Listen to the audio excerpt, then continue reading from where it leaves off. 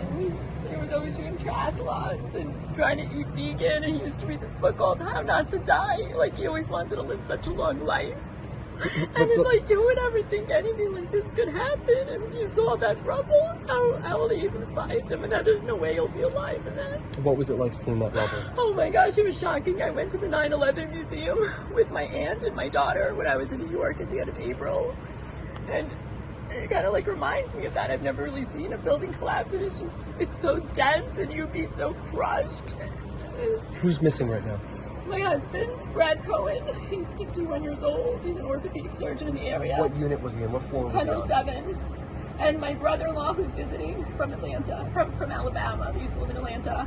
He's also a doctor, Gary Cohen, and they haven't been answering their phone, and they don't answer anything.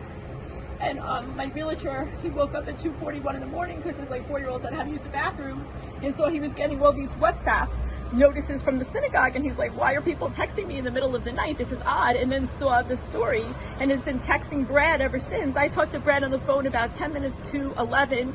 He was driving back with Gary from visiting their father, is probably terminally ill with cancer. And the brother flew in from Birmingham to visit the father. It's like towards the end of his life. And they were driving back from Boynton Beach. So I was on the phone with him until maybe he was turning off Ives Dairy. And at 11, I wanted to turn in for bed, so I went to sleep. And then that was the last time I talked to him. And so, and then I woke up at 7:20 in the morning to Richard's text. Do you know what happened on the news? Is Brad okay? He doesn't answer. And we had an important meeting. And did you guys live there permanently? That was your residence? No, we lived in a house in Bay Harbor. Okay. We were in transition, so we took for us and our kids a 2-bedroom there and a 2-bedroom here. Your kids weren't there? No, thank God. She stayed. My 12-year-old daughter stayed with me last night. He wanted her to stay with him, and I said, you know, she just had coronavirus a few weeks ago, and Brad had the vaccine because he's a doctor. He got it early in the hospital, and I was too young to get the vaccine. I was waiting for my turn. So I didn't have, immunity. So I said to Brad, like, let's just keep her at your place for at 2 weeks. But they were so definitely, your husband and brother were definitely there last night. 100%. And then because I lost all this time from Corona, I said, no, I want her to stay with me these few days. I want to have makeup, be like, she's finished school. I want to have makeup mommy daughter time because when she was sick of Corona, I didn't get to see her that much. If you can put it into words, what has this day been like for you? I guess you've just been calling nonstop. Yeah, people calling me nonstop from they don't even know that Brad was affected and is there. They just know I live in this town, so friends from all over the country and relatives calling me. But it's just been surreal. My sister's been with me the whole time and helping me and my daughter. My daughter's in absolute shock. The rabbi of our synagogue sent a trauma therapist who did EMDR. He actually did an on-site treatment for me and my daughter, which actually made me kind of feel worse temporarily, but he said it brings up the feelings, then he taps to calm you down. But seeing like that, and I just wanted to show his picture on TV because maybe at the hospital if he comes in, and I tried calling the hospitals, but they said you have to file a missing persons report, and the synagogue said they did it. Do you still have hope? Honestly, no. Why? Who's going to survive that rubble? And my Rabbi Lipsker, there's something sixth sense about him. He knows everything, that rabbi.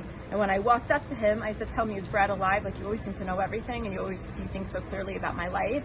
And his eyes just started tearing and crying, and he said his soul's alive. I said, well, do you know if he's alive or not? And he didn't want to answer, but he was crying. So but then his wife Connie says, no, he doesn't have any way of knowing. But Rabbi Citron, who also is one of the local rabbis near here, he's been going back and forth, and he called my son, who's in college right now, and said, get on a plane, you should go on a plane and come home right now. Did you guys know anything about all the construction that was happening at that building? Did he ever complain about it, say anything about it, did anything? No, I'm always complaining about the construction of my building. He was saying that his apartment is always falling apart and everything's broken, it's junky, and we both don't like our current thing. But you never imagined. We're both moving. We don't like it. We're planning just to leave. It's just for a few months. But I knew the apartment was falling apart, but not the building. Who would put something heavy on a roof to collapse? It's the biggest neglect, the biggest negligence you can imagine. Who's going to put something so heavy that can collapse the whole building on a roof? So what do you do next?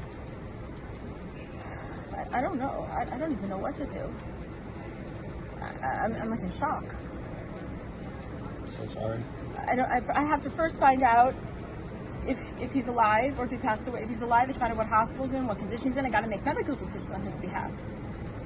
You know, I want to be there to give him comfort, and my children have to be able to be there.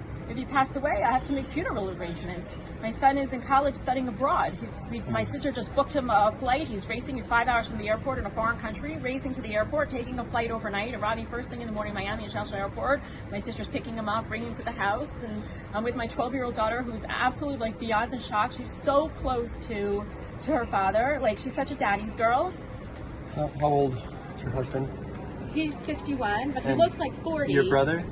It's my brother-in-law, and Brother-in-law. he's like 57 or 58.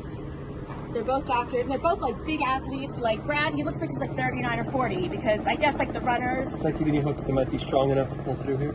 No, because you saw the rubble. Look at the sheer force. And I don't